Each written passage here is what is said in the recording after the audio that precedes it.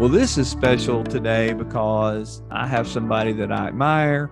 You can tell a lot about a person by watching them through the years. And I've watched Barney Cohen through the years, and I've watched how he interacts with others and my own family members, and how he has led them and taught them, and how he has a heart for teaching others, as we talked about in the intro. Barney, thank you so much for being here all the way from Seattle. Welcome to Crossing the Line.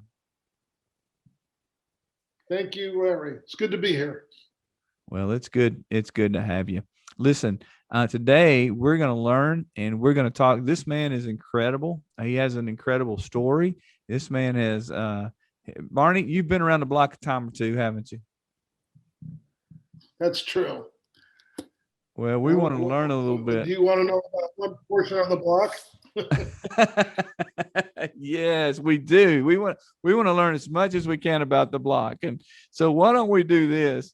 Let's start though, because obviously you've been a success and you are a success. But before that, let's start back when you were a child. I want to hear the Barney story back when you were 8, 9 years old. Take us back to where you grew up and what was it like a day in the life of Barney back in those days? Oh, gosh. Well, I grew up in Kansas City, Missouri. So I'm a product of the Midwest. I'm a Missouri boy, but just barely. I lived on a street that was next to the state line. So I could basically walk across the street and I was in Kansas. I was in a suburb called Overland Park, Kansas. So the dividing line between Kansas and Missouri, south of the Missouri River, was just a street called State Line Road. So I lived at the intersection of 72nd Terrace and State Line Road. And as I walked across the street, I was in Kansas. But I did grow up in Missouri, which means I went to schools in the Kansas City, Missouri school system.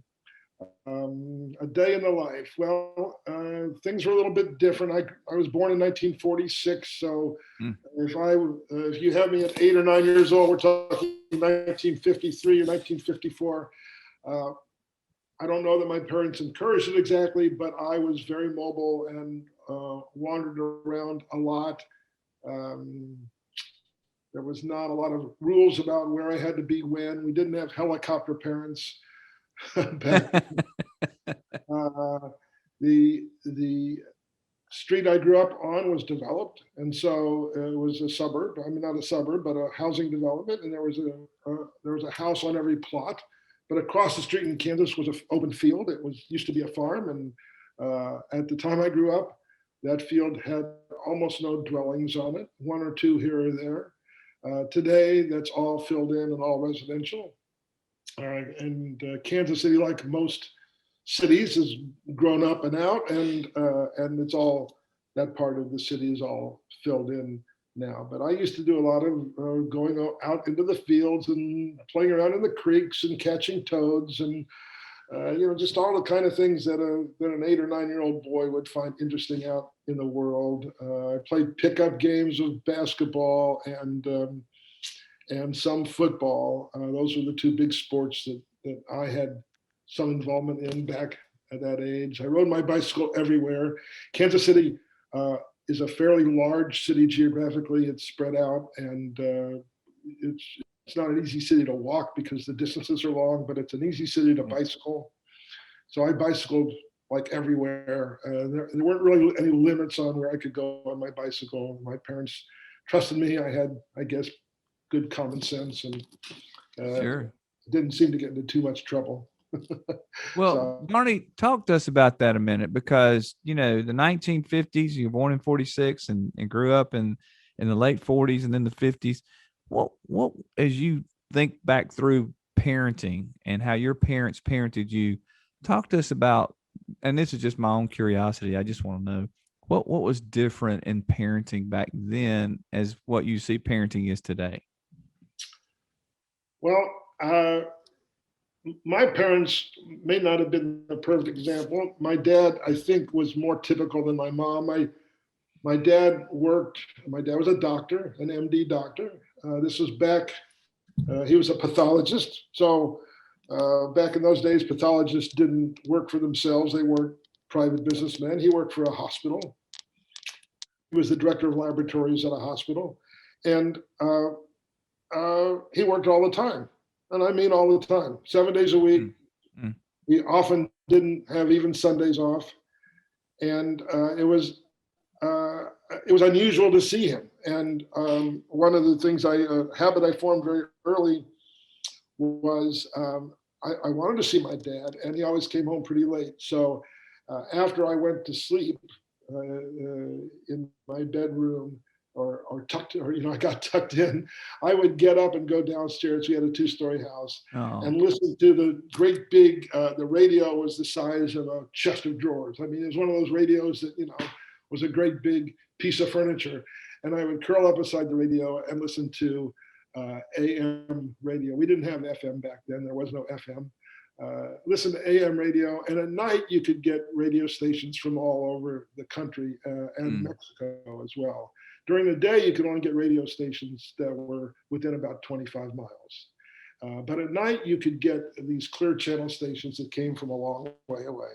So we could listen to, I could listen to, sermons and, gospels and preaching out of Texas, and I could hear Mexican music, and you could hear just all kinds of stuff at night that you couldn't hear during the day. And often my dad would come home and find me asleep in front of the radio in our dining room, and he would carry me up to bed.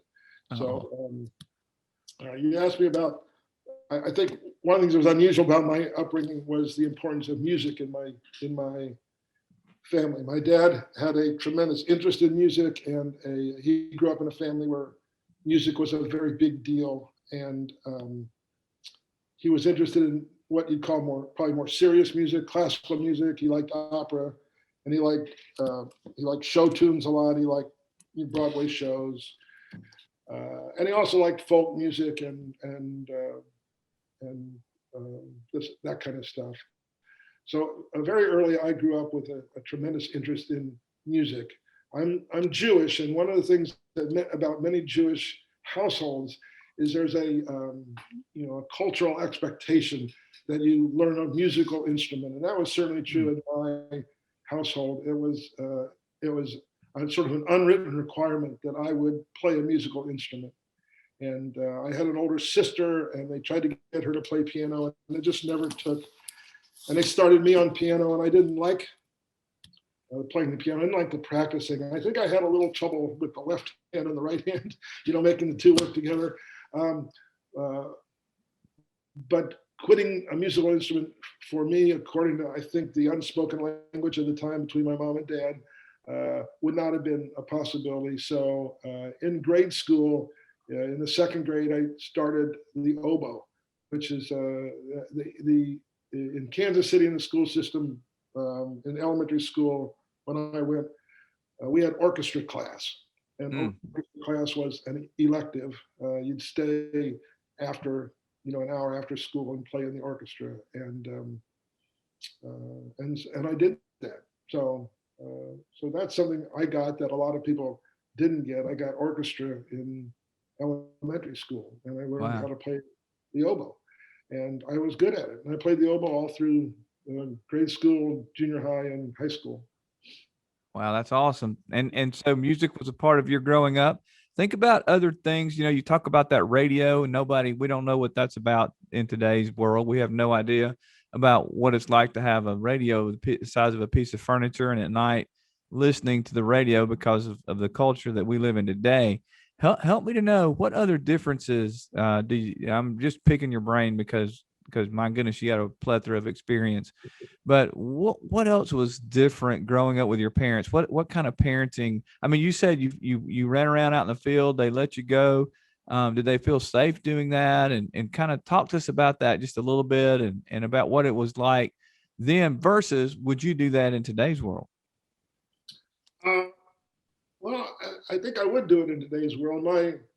My son and daughter-in-law have 2 children who today my grandchildren are 12 and 16. They live in Portland, Oregon. And I think from afar, like down in Alabama where you are, you might, the headlines makes Portland a very scary place. But both of my grandchildren ride bicycles, and they ride bicycles to school. They ride their bicycle to school. Oh, that's They ride great. their bicycle to soccer practice. And we're not talking 3 blocks here. We're talking, in one case, 5 miles, in another case, 7 miles. They're going across town, and they're going through neighborhoods that somebody from afar might say is not safe, but my grandchildren feel safe, and my son and daughter-in-law seem to think it's just fine, and I think it's fine. I think I think we're all a little too worried about our personal safety, a little more than we need to be.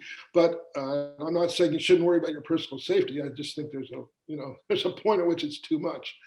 Um, Yes, Barney, I think you're talking about common sense, and I think you're 100% right. Sometimes we go a bit overboard on that personal safety in today's yeah, world. I think you've just identified maybe a huge differential in parents today and parents back then, and it's great that you see that, and even now your legacy with your children and your grandchildren are riding their bikes to school in a neighborhood. That's I used to do that, and I think it's important to teach those children how to have that independence, and at the same time how to let them feel safe and protected. It's a boundary, but sometimes we lose our common sense and we go a bit overboard, I think, in the protection issue. But talk to me about, you're growing up. Let's say you're in high school. Who were you in high school? What was that like growing up in Kansas City, Missouri, right on the state line? uh, well, again, I lived a life that was a little different than most of my peers. I was never a joiner. The only thing I joined of any consequence, I guess, was I was active in the youth symphony. So I played my musical instrument seriously, and I was in the youth symphony from, I guess, junior high school all through high school. And so that was young musical students who took playing music seriously, and we played serious classical music and gave performances, and so that was a little different. But the big differentiator for me, I've left out, I haven't told you very much about all the stuff that happened to me, but uh, I I got to the point where I wasn't doing so well in school, and it wasn't that I wasn't a good student in terms of ability. I certainly, in fact, that was part of the problem. I was probably, uh, I was just basically very bored, and that became evident not in high school, but all the way back in elementary school. And I think my parents had their hands full trying to figure out how to keep me busy and how to keep me from spending all my time on the street. And when I started going truant in junior high, Mm.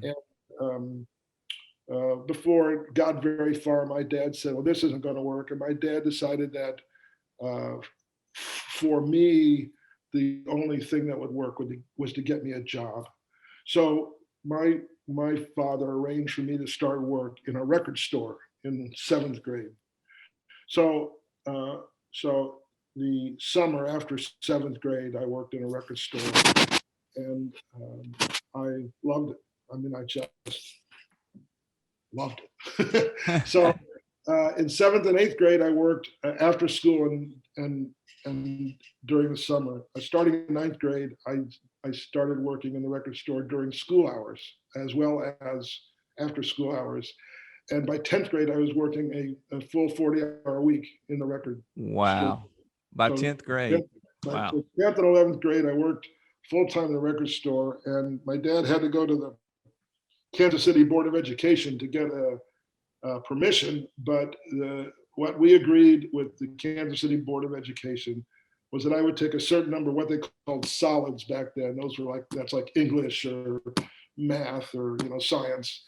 And if I passed those, I could graduate, and I wouldn't have to go to school full time. And in 10th grade, I left school at 11:15, and in 11th grade, I left school at 11:15, and in 12th grade, I left school at 10:15, and I only took 3 or 2 classes those years.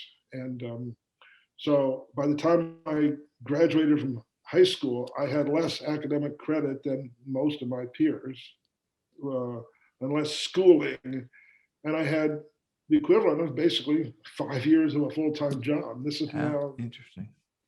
I'm 18 years old and I've got 5 years experience. Basically, the last year I was a manager of one of the stores. So I was basically the manager of one of these gals' record stores. My goodness. Wow, at And 18. So what happened next? You're out of school now. You graduated high school. You're in this record store business. You love it. You're managing it. What happens? so then I went, so I was talking about how there's this program in my household. So one of the items in the household that was a program was getting involved in music. And the other big item was getting an education. So even though I didn't do well with school, I was as educated as any other senior. And I did go on to college. I went to Antioch College, which is in Yellow Springs, Ohio. And it's well known in some circles. It's not a big name, prestigious school in terms of academics, but it was well known for its work study program, which I really was interested in. And it's in a small town in Ohio. And I get there and there's no record store. And I went, well, this isn't any good. So I talked to the manager of the bookstore of the college, and I said, would you let me, open up a little section of records? And he said, sure, as long as it isn't going to cost us anything, let's put a section of records in here. And so I in effect managed that store for another 5 years, where I just and on top of that, at Antioch, you had to work for 3 months and then study for 3 months. So they called it cooperative education. The idea being that by the time you graduated from college, you would have not only academic experience, but you would also have work experience. Mm-hmm. And so by the time I got out of college, I had 10 years of experience owning, operating, managing record stores. Wow. Plus I had the cooperative jobs that the college got me, and on the quarters that I was gone from the college campus doing these cooperative jobs, I managed the record store from afar by using printouts of what they had sold and doing the ordering and stuff. And I hired a person to sort of take care of the section while I was gone. Barney, you were innovative. You were leading remotely before there ever was such a thing. It's amazing. Exactly. I never, ever once had the inkling that I would make it my life's work. I had no idea what I wanted to do with my life. And one of my favorite questions is, what am I going to do with my life, with the rest of my life? And I think most people ask that question at some point. But I think everybody should be asking that question almost every day. What am I going to do with my life? And I find I still ask that question, and I still take the question seriously. I've got a certain amount of time left on Earth, and I'd like to use it well. Wow, that's brilliant. Now that's a nugget, isn't it? As young as you are, you're saying, "Hey, I've got a certain amount of time left, and I want to use it well." And you have, and your life story is an example of that. So here we are. We're 10 years experience. You've graduated college. Walk us through what happened next. This is where it starts to get good. Well, I got married in my 4th year of college, and both my wife and I wanted kids, and we had no idea what we were going to do. I had majored in elementary education, so my what I ended up with, besides all these years of working in a record store, I had a teaching credential from the state of Ohio, so I could teach in an elementary school. I concentrated on 1st and 2nd grade. I thought that the way to make the world a better place was to teach people how to read. I felt like that's what separates people who do well in life, people who don't do well in life, is literacy. So I thought if I could help people read, that would be, a really good thing for the world. And wow, I love that.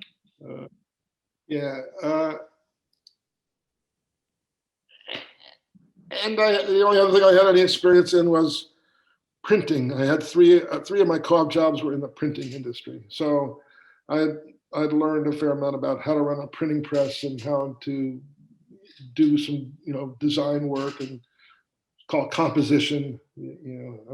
A compositor, a person who made up this was back in the age where printing was done on what's called hot type with lead, and you had to put it all together before you put it into a printed page. So that's what I had. That was the experience I had getting out of college, and I had no idea what I wanted to do. And I took just jobs here and there. My wife and I moved to Portland, Oregon, and I worked in a print shop. And she worked in a place that made leather coats. So she was a seamstress, a professional seamstress. That lasted for about a year. We decided to move back to Ohio, where because my wife was having trouble getting all the credits she needed to graduate, and we just thought if we moved back to near where the college was, we would be able to finish that off better. And I took a job then at the local newspaper. So that's my second year out of college. I'm again working in a print shop at a newspaper. And when that was done, we decided to move to Kansas City, where I grew up, because I got a job offer at Hallmark Cards. So the likelihood is that I was going to be a good corporate citizen in a fairly large company. Kansas City is the home of Hallmark Cards, and I had printing experience, and they had a job opening that looked like it would be a good career, and it just sounded good to me. And so we moved to Kansas City, and my intention was to go to work for Hallmark Cards. How about that? And so, it wasn't anything I felt called to do. It's just, I was just drifting through life. I hadn't, I don't think anyone who's 21, 22, 23 has got a really clear picture of exactly the way everything's going to turn out for them. How do you know? That's right. But fate sort of intervened. My wife was from Sacramento, and shortly after we moved to Kansas City, we had our first child, my son Joshua, and my wife's mother, who had promised to come out and be with us when we had our first child, couldn't come. And we found out by phone that she was very sick, and she had cancer, and she would die very shortly thereafter. She was not going to travel ever again. And we made the decision that we would move to Sacramento. And the reason for that was my wife wanted her mom to see our son. So we did. And we got out to Sacramento, and the news got even worse. We found out after we got out there that her dad also had a very serious disease, and he was to die soon as well. He had Lou Gehrig's disease. Goodness. So both of my step parents died before they were 50. Wow. Which was really really sad. So here we are out in Sacramento, and I had no real job prospects, and I moved to Sacramento at a time when we were in a recession. It was 1970. California was really hurting back then. Sacramento's largest employer was called Aerojet General. It was a large aerospace company, and they had just gone bankrupt. Sacramento was just, you could not get a job anywhere. And on top of that, I discovered that California wouldn't hire me as a teacher because California did not accept other states' teaching credentials. Oh, wow. So to teach elementary school in California, you had to have a California state teaching credential, and that would require that I go back to school for a little more than a year, full time. And we didn't have any money. We were in debt, not heavily in debt, but we had borrowed money to move, and didn't have any savings or anything. Those were hard days back then, weren't they, Barney? They were. It was, yeah. I mean, I was young. And so when you're young, what seems like hard doesn't seem, it doesn't seem hard. It just is what it is. But, yeah, right. We ate beans and rice and things like that. And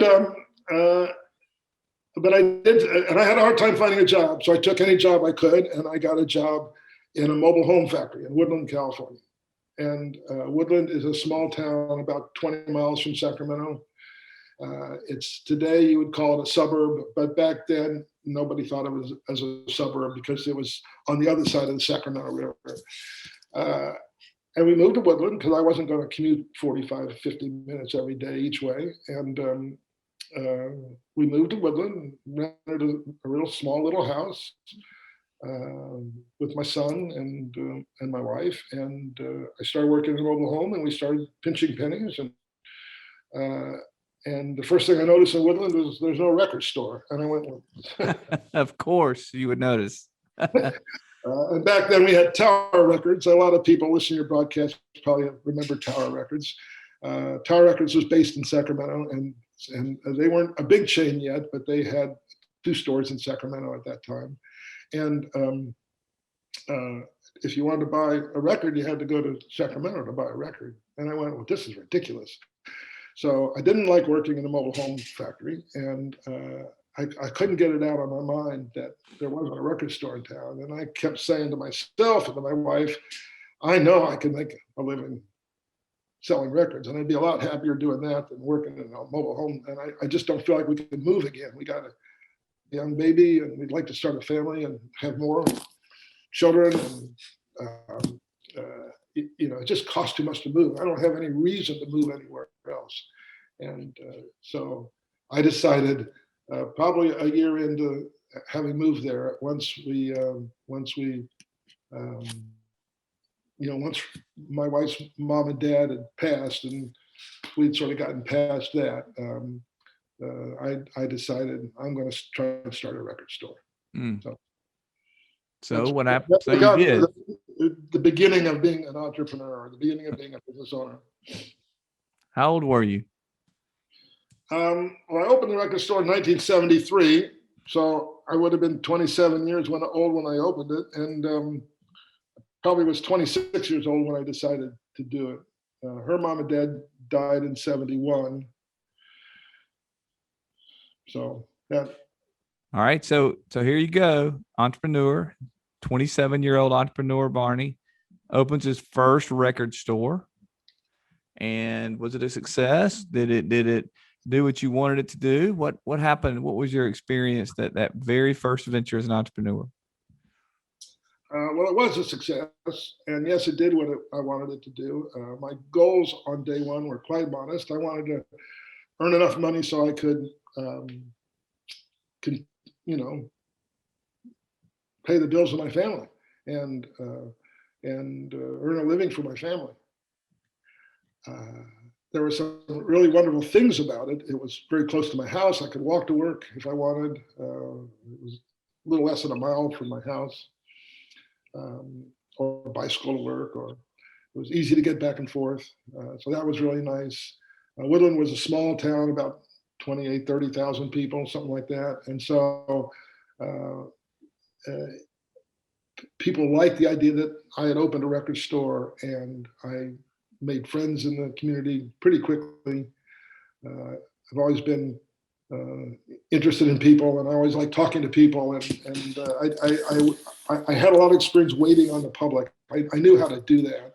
And I learned that you talk to people about whatever interests them. And if you make a friend, you make a customer.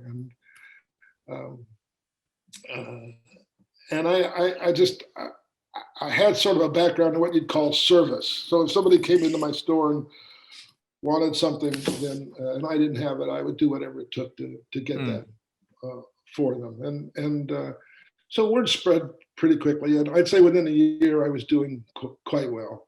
By quite well, I mean, I borrowed money to open the store. I didn't have the money to open it, so I went around to banks and with my hat in my hand and said, "Will you loan me money?" And finally found a banker that said, "Yeah, I'll take a chance on you."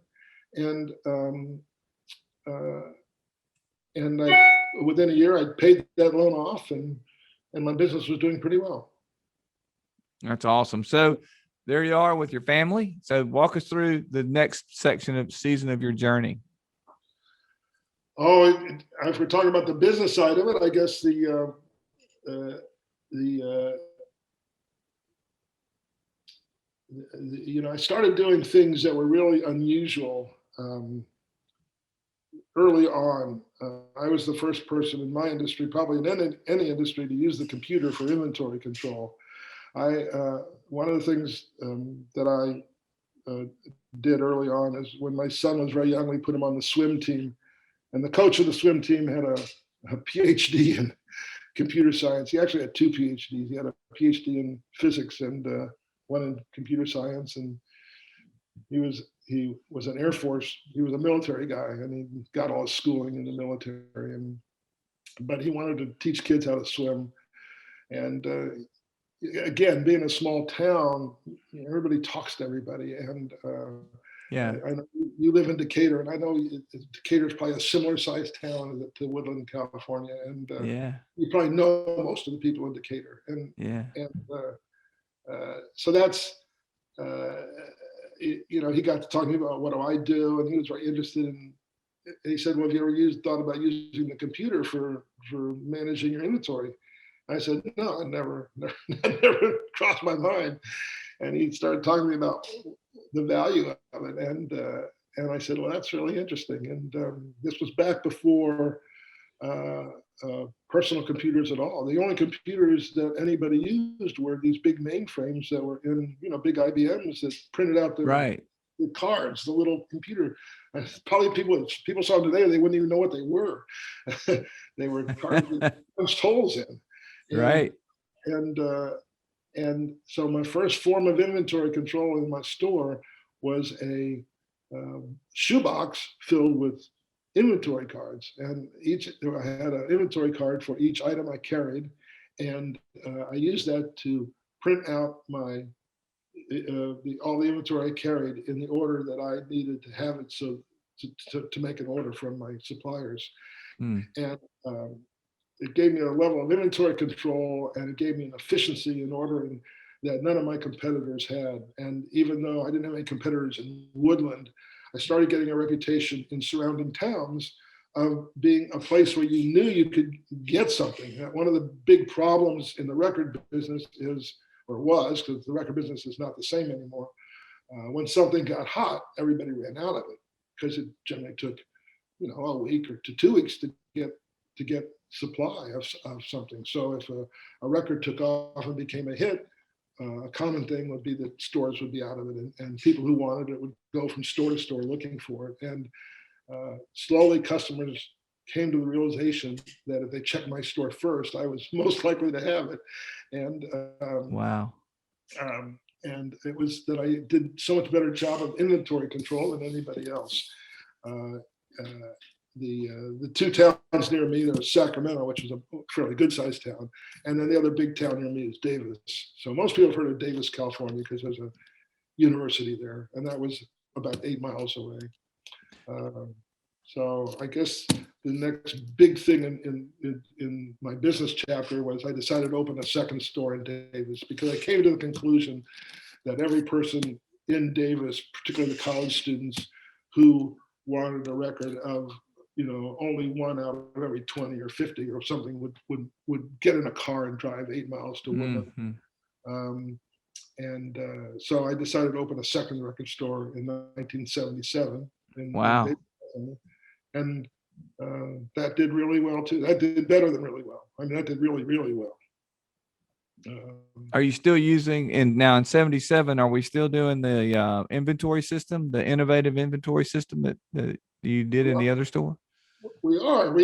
But by that time, we had, by the time 1977 came about, we had gone from having to use the IBM mainframes to something called mini computers. And these were, we had a brand, it was called Ohio Scientific. There were 3 or 4 brands back then. Gateway had some, I can't remember who all had. This was back before IBM came out with PCs. Mm-hmm. Commodore had a computer. Commodore had anyway, so these were, and the information, instead of being stored on punch cards, the information was stored on what was called floppy disks. Yep. And so we bought one of those computers and used floppy disks, and it was a lot faster for data input, and then I could press a button and get out any report I wanted, as opposed to loading all the cards up in my shoebox. And by this time, it was 3 or 4 shoeboxes of cards. I mean, a big stack of these cards, and having to take them to Sacramento. I remember it was the almond growers exchange. I had to go to the almond growers exchange to use their computer. Goodness gracious. They rented me time on their computer. So, but it was a secret. I mean, nobody outside of me and my coach even knew what a computer was, hardly. I mean, the only people that knew what computers were ultra nerds, or people that worked in very large companies, Right. or Right. people that worked for NASA, or I mean, the average person had no idea what a computer was, and computer technology hadn't yet come to the retail sector, so nobody was using computers to do retail tasks. Right. But I was using the computer to organize my inventory, and it did give me a tremendous competitive advantage. So, today in my current business life, I'm a business consultant, and one of the questions I ask my clients is, "What do you do that's a competitive advantage?" It's a great question, Barney. Yeah, it's it's something that a business owner should be aware of, for sure, and should emphasize. And anything you can do to get, I'm not talking about an unfair competitive advantage. I'm just talking about, right. So that was yours back in 1977. This store is taking off now with the floppy disk. Let's stay on the business track and let's hear this business story unfold. So that you're there, it's doing well. Both businesses are doing well. What happens next? Well, I opened up store 3 and store 4. Partly because it was fun. I liked opening up stores. Partly because my suppliers changed the rules that in order for me to keep getting my favored price, it was cheaper to buy directly from Warner Brothers than to buy through a middleman. But in order to keep getting that favored price, they required that you have at least 4 stores and a warehouse in order to get their best price. So I opened up more stores and got a little separate place for a warehouse, just so that I could keep getting the better price. And store number 3 and 4 did okay. Store number 3 was too far away from me, though, so I tried to sell it and couldn't. I closed it. That was in Modesto, California. And then store number 4 was Vacaville, which is another town in Northern California, and it did pretty well. And it stayed with my. So I had 3 retail stores up through the mid 80s. Wow. Okay. So how many employees did you have at that time? Oh, with the 3 stores, I probably had 50, 60 employees. Wow, Barney. 60 employees. You're by now, let's see, you're in your 30s and you're a successful entrepreneur. Yeah. I think I was successful from the day I opened my record store, actually. Absolutely. Yeah. It depends how you want to define success, but yeah, I was successful. How do you define success, Barney? Just curious. I mean, number 1 would be, meeting your goals. I mean, success would be a personal. Obviously, you would, it would probably include, having enough money and having enough of the things you want in life. I think a lot of people think in terms of, I want so much money, I want a nice house, stuff like that. I just think that's a small part of the deal. I love it. You're right. It's a small part of the deal. I love that. All right. So you're in the 80s. You have these 3 stores, 60 employees. We're on the business track now. What happens next? Well, I'm getting more and more attention. I had one other innovation that was pretty big, and it's important because it really fueled the success of my stores, and that is I sold used records. So nobody in the United States was selling used records when I started selling them. And I got into it by accident. So many things, so many opportunities come unexpected. And sometimes they come from adversity. And this opportunity came from adversity. I got into a situation where I had negative cash flow and was having trouble paying my suppliers. And I didn't want to go back into debt. And I came to the conclusion that, so by that time I had probably a personal record collection of 25,000 records, most of which I never listened to. And I came to the conclusion that I could take those to the store and sell them.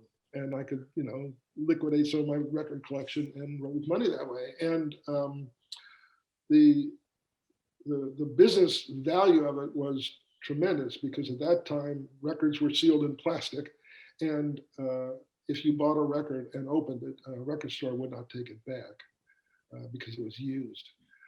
So that meant that you really couldn't guarantee the record against anything but what we call defects. If the record was defective, we would take it back. But if you bought it and took it home and didn't like it, well, that's too bad. But the great thing about used records is they were open. So what we did is we guaranteed used records 100%. We said, buy this record, take it home. If you don't like it, bring it back, and we'll take it back and give you full credit for something else.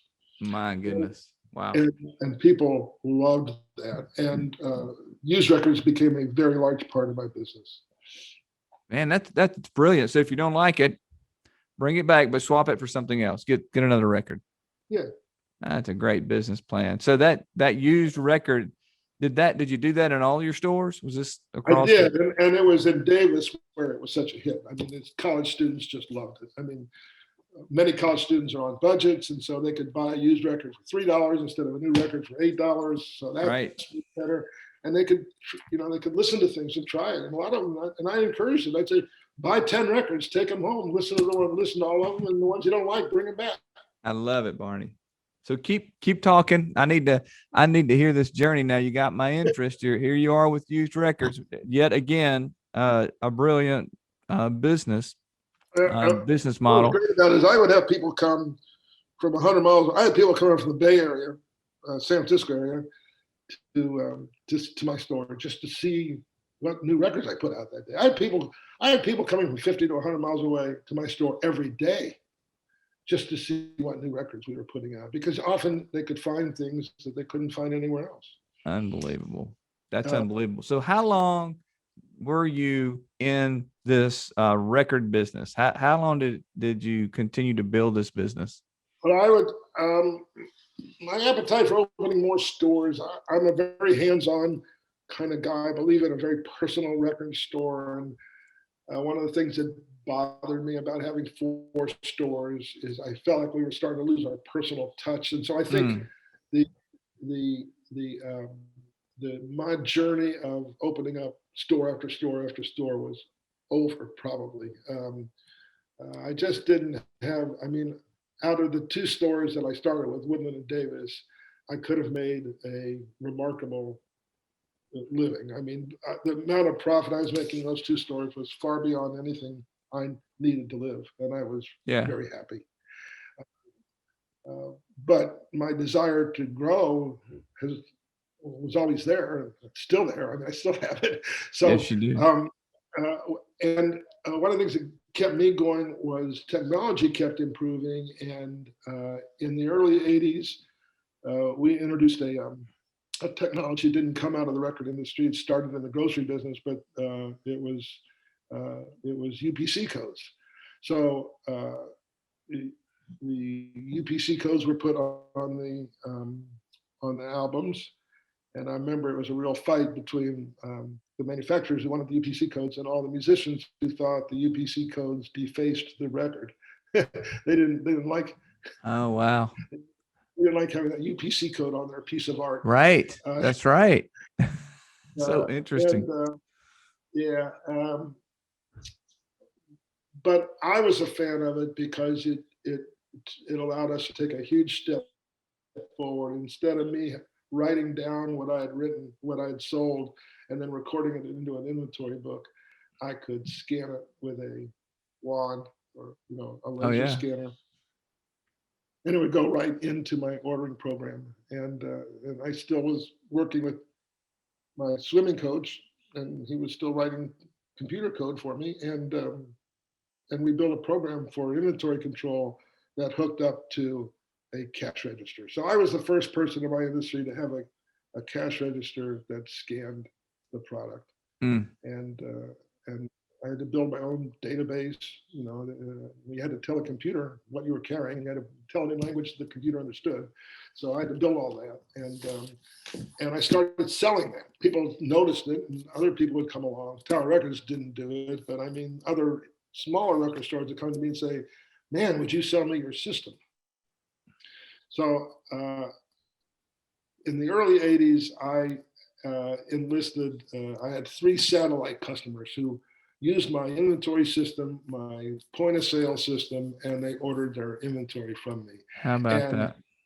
and I liked it because this allowed me to get a lot more attention from my suppliers. So somebody like at Warner Brothers or Columbia Records, which is now Sony, uh, they they they the amount of attention they gave you would depend on how much product you ordered. And so the more product you ordered, the more they'd call on you, the more they'd give you tickets to nice things, the more they Right. do things for you. And I like it. I mean, I like going to concerts. One of the big perks about being in the record business is you go hear, music for free. You get on the guest list for any show you wanted, pretty much. And the bigger you are, the more likelihood you have of getting on the guest list of any show you want to go see. So That's uh, amazing. a guy like me who loves music, it's like a kid in the candy store. Hey, I can go hear any concert in the world I want just by asking the label of the artist if they put me on the guest list. And so I liked it, and so I started selling records out of my warehouse to stores that were not affiliated with me. In other words, I didn't own them, but I had a contractual relationship to be their supplier. And by that time, record companies were no longer taking on individual stores as accounts. So to get an Right. account with a Warner Brothers, you would have to be a chain. Got it. So now here we go. You're entering into the wholesale business, and it exploded, huh? Well, it didn't explode overnight. I wasn't pushing hard on it. I was running my retail stores, and I did this wholesaling on the side. I had 3 wholesale accounts in 1984, and in the year 1984, someone walked into my record store and said, "I'd like to buy your store." And I said, "No, not interested." And then he said to me, magic words. He said, "I'll pay you whatever you ask." Oh my goodness. Oh my goodness. And what did you say? I said, "Let me think about that." Right. And came back to him the next day and said, "Here's how I do it." And I said, I got 3 stores. You got to buy all 3 of them, and you got to agree to buy your records from me going forward, as I'll be your supplier. And here's how much money I want. And the guy said, "All right, I'll write you a check." My goodness. And just like that, you're out of the retail business and in the wholesale business. On December 31st in the evening, I handed him the keys. Yeah. So on My, January 1st of 1985, I had no retail business. my goodness. Okay, so now you're in the wholesale. What happens? And I took the money. I paid off my house. I put aside money for my kids' college education. I took the rest of the money and put it into this wholesale business. And I started looking for customers. And on day one, I got customers by getting in my car and driving to everybody within 50 miles of me and saying, "You interested in buying records wholesale?" So I'd go to every record store in every town and ask them if they wanted to buy from me. Wow. And how big did that get, Barney? How, like at your peak, how big was your wholesale business? Well, we went public in 1999. So from 1985 to 1999, 13 years plus a little bit, I went from basically zero or close to zero to $1 billion in sales. A billion with A a billion, B. with a, Wow. with $1 billion in sales. I doubled almost every year. And on the year we went public, I had 22,000 customers. Wow.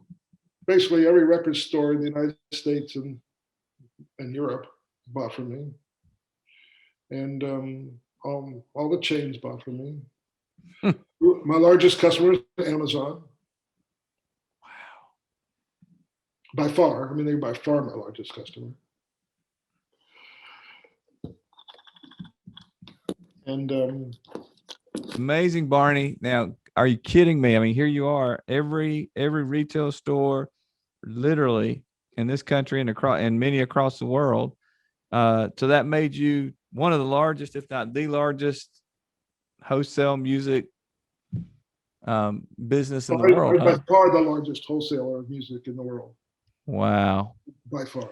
So Barney, all right, time out just for a And, minute. and You've got just to this. finish it You've off, got I have a successful public offering with a major underwriter, with J.P. Morgan. okay. You went public. You're in $1 billion in sales. What does this do to your psyche? Who is Barney now? This 26-year-old that started this vision. Now we're here in 1999 with going public, 22,000 customers. I mean, Amazon. What does that do to you? Who are you at this point in time when you've achieved this pinnacle of your career? Oh golly.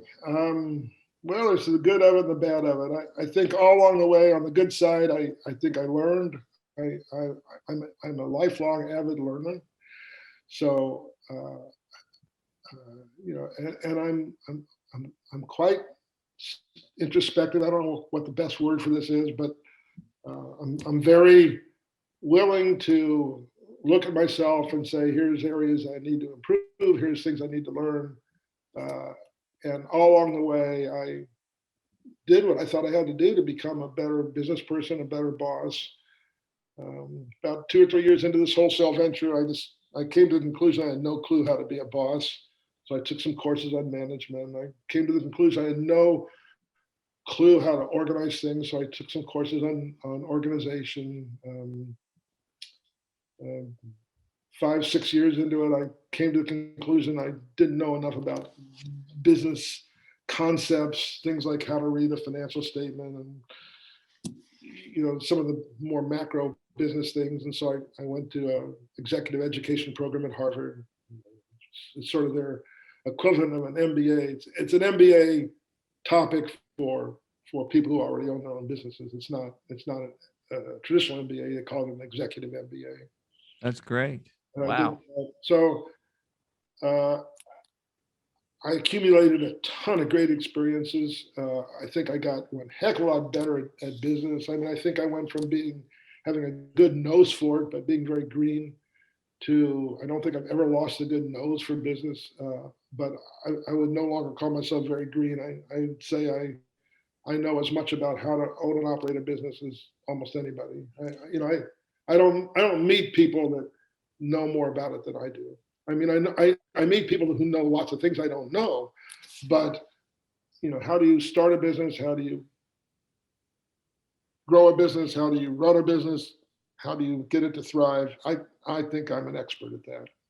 Well, I think you are too. In fact, your courses that you've developed are incredible. We're going to put in the show notes how to get in touch with you and your consulting company. Because look, who wants to have a consultant that hasn't really done anything and they just want to talk about it? You've done it. You've lived it. You've created, the world's largest wholesale pre-recorded music in the world. I think you know a little bit about starting companies as an entrepreneur. And so now at this season of your life, you're giving back in terms of creating these courses and walking with leaders. I've heard the results of some that you have helped and helped to kickstart and manage and grow. And so you are, now if you go full circle, Barney, now you're all the way back to using your education degree. Maybe not an elementary, but maybe an elementary business, guys and gals that are trying to learn this thing and trying to grow. Here you are helping them, running business support groups and things that they need, and try to help them accomplish their goals. But you're doing it with common sense, and you're doing it with a practical approach. Why is that? Because you've lived it. You've been there. That's an amazing story. It's an Yeah, amazing story. most most business consultants have never owned and operated a business. So Yeah, it's and kind of interesting, isn't it? Yeah. that does So make a difference. You raise an interesting point that, an 18 or 22-year-old who comes to work for you, in terms of their work experience and their work skills, they are like an elementary school child, because they really don't know anything about how the business world works. And unless they've got a very unusual set of parents, they probably haven't learned the do's and don'ts of how to go to work. that's right.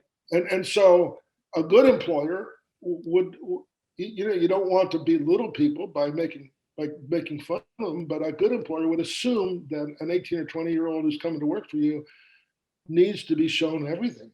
Come on. That's right. and and and taught. And it'd be, I I think everybody should uh, do that for I their do too. employees. They should not assume that employees know what to do when they come into work. They probably I don't. agree. I agree. Barney, I hope that our listeners will take advantage of that, and take a look in the show notes and learn more about you and your consulting business, because it's so valuable. But we got to close this thing down, and before we do, I want to ask you to think about, we've talked about these young leaders. We've talked about these young people coming out, and maybe someone's not so young. Maybe they just decided, hey, I want to give this business thing a try. But for these aspiring leaders, what two or three tips would you say? These are some essential things, just two or three things about leadership, about leading yourself and leading others. Here are two or three things you need to know. What would you say to them? Okay, so my my general piece of advice for someone starting a business is market every day. Yeah, you have to tell your story if you're going to succeed in business, and you have to tell it over and over and over again. Mm, Market every day. So you asked for two or three things. A leadership thing, whether you're a business owner or just an employee, I think successful people are people who get really good at knowing what they don't know. that's great.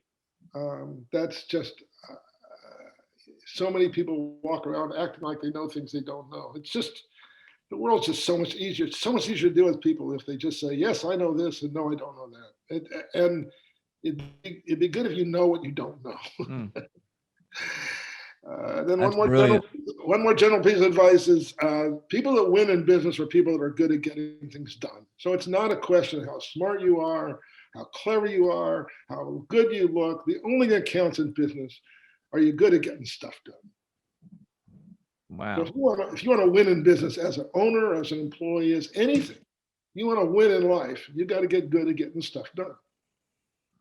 Barney, I feel like I'm sitting here learning from the professor, and you're giving us these incredibly good tips. And if we could just apply those three things: learn how to tell your story, get good at knowing what you don't know, and get good at executing, get good at getting things done. That's amazing. Those are three incredible tips, and for all of us to take. I want to thank you for Sure. taking some time to be with us today. You're an amazing person, and just chock full of wisdom and knowledge and experience. You've done it. You've made it happen, and now you're giving back, helping others to make it happen. Thank you, Barney. Thank you for your Sure. time. Thank you for who you are. And I appreciate you so much for being on Crossing the Line today. Well, you're welcome. I love doing it, and I care about your family too. So uh, That that means an awful lot. I know you do, and you've proven that as well, investing in them. And thank you for that leadership too. you're welcome. Take care. Okay. Thank you. Bye bye.